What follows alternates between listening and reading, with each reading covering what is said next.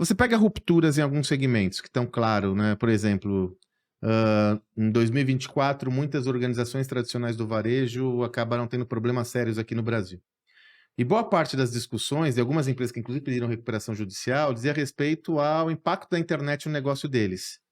Em 2024? A internet está uma realidade, a Amazon está dando trabalho aqui, Mercado Livre, Shein, há quanto tempo? Mas você percebe, é muito mais fácil eu atribuir a responsabilidade pela não mudança a outro do que entender que eu não fiz o meu papel.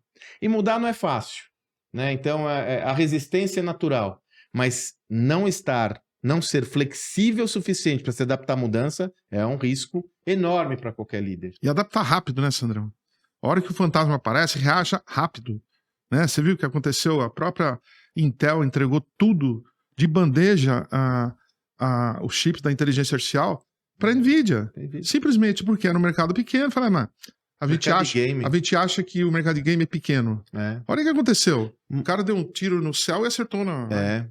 E você sabe, Salibão, o que me chama a atenção também é o seguinte, mesmo depois do processo estar com claras evidências da mudança, a resistência a ela ainda. Sim. Que, muda! É aquela história que eu sempre comento, a gente sempre fala da Kodak, nosso livro novo, a gente lança o livro novo agora em junho.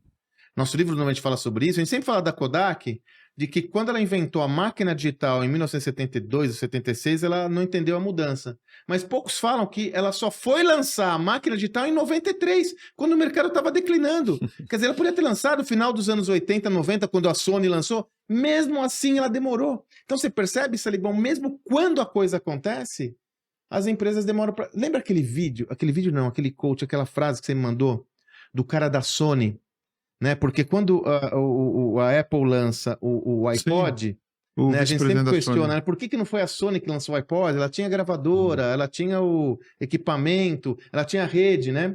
E foi uma grande revolução. O começo da revolução da Apple, a gente sempre comenta, é com o iPod. Salibão descolou um coach, né? Como é que fala? Uma fala de um vice-presidente, né? Quando aconteceu isso, eles contrataram essa pessoa. Um vice-presidente fala, cara, agora reage pra gente fazer o nosso. Demorou 3 anos, eles não fizeram nada.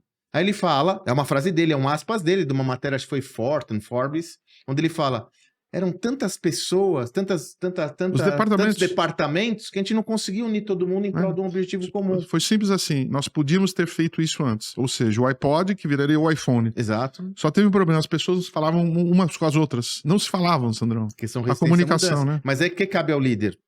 Papel se comunicar, né, Sandro? O Drucker falava que 60% do problema de qualquer empresa é a comunicação, né, Sandro? Comunicação. Aliás, esse a gente tem que enfatizar, esse é um dos pecados que a gente tem que colocar aqui. Falta de comunicação. Falta de comunicação. O líder, como é o Rancharan, Salibão? Qual que é o principal papel do líder? Comunicar, comunicar e comunicar. Exatamente, Sandro. O Rancharan fala isso, né? Comunicar, comunicar, comunicar. Porque exatamente esse é o papel. Porque o líder é o principal artefato da cultura do negócio. O líder é o principal, é o guardião de todo mundo está olhando o líder.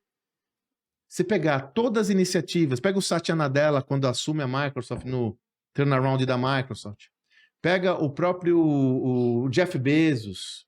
Pega o Bill Gates. Esses caras, eles repetem, às vezes fica até chato, né, Salibão? Como eles repetem a mesma coisa a todo momento. Para o quê? Para ter uma comunicação fluida e todo mundo entender quais são os pressupostos daquele negócio. Eu lembro que a gente pesquisou o Satya Nadella, tem também um episódio bom aí no nossa playlist, que a gente fez só sobre o Satya Nadella, pesquisa, ficou legal esse podcast, é onde a gente coloca que ele tinha 3 pressupostos, lembra, Salibão? Uma única Microsoft, nós somos mais fortes como somos quando estamos todos juntos, tinha 3 pressupostos. Toda entrevista que ele dava, ele falava os 3. Toda entrevista que ele dava, ele veio pro Brasil. Na época ele deu uma entrevista para a revista Exame. Do foco no bottom line para o foco no crescimento individual. De saber tudo para aprender tudo. Eram 3 coisas que, se você fizer uma pesquisa para o livro de cultura, toda hora que ele falava as 3 coisas. Ele comunicava. O líder comunicador da nossa liderança disruptiva, né? Comunicação. Eu estou anotando aqui para depois fazer uma parte. Sandrão, tem uma parte, né? Eu fui mentor do Edson Bueno, lendário CEO da Mil, criador da Mil, né? E que se tornou, naquela época, uma das maiores empresas do mundo, né? E eu perguntei para ele, falei, Ed, qual foi o seu maior erro como CEO, né? Ele falou, Salibão, quando eu deixei a empresa crescer mais que eu. Porque se você pegar lá no livro do Jim Collins, né, Porque as Gigantes Caem, ele fala que uma das razões é a incessante obsessão pelo crescimento. Incessante obsessão pelo crescimento. E o que acontece? Se você não cresce junto, se você não aprende junto, se você não está se desenvolvendo até no nível de CEO, a empresa simplesmente fica maior que você. Eu lembro que eu peguei pelo Edson uma vez, juro por Deus, na academia de tênis que eu ajudei ele a construir no Rio, eu falei, Edson, a Mil vai quebrar, se você não acordar. Porque a empresa está crescendo muito, você continua o mesmo Edson de sempre. Cara, o Edson foi e botou a Mil nos trinks de novo, Sandrão. É incrível, né, Sandrão? Incessante obsessão pelo crescimento, Sandrão. Se você faz assim, a empresa não é que cresce mais do que o senhor, cresce mais que todo mundo. As pessoas não têm as habilidades. Agora, com a inteligência artificial, eu falo, pessoal, em vez de colocar inteligência artificial no negócio, que tal aprender sobre ela antes, né? Que tal colocar em você? Que tal aprender sobre ela antes? Assim, não, temos que colocar a inteligência artificial em todos. Mas aí você vai ver o nível de habilidades do teu time com relação... É quase nenhuma atualmente, Sandrão. Não vai dar certo. Não vai dar certo. Não vai dar certo, cara. Para piorar, vai exponencializar o erro. Né? Exato, porque como é aquela história, Salibão, eu repito o erro. E aqui, ó, incessante obsessão pelo crescimento. Então,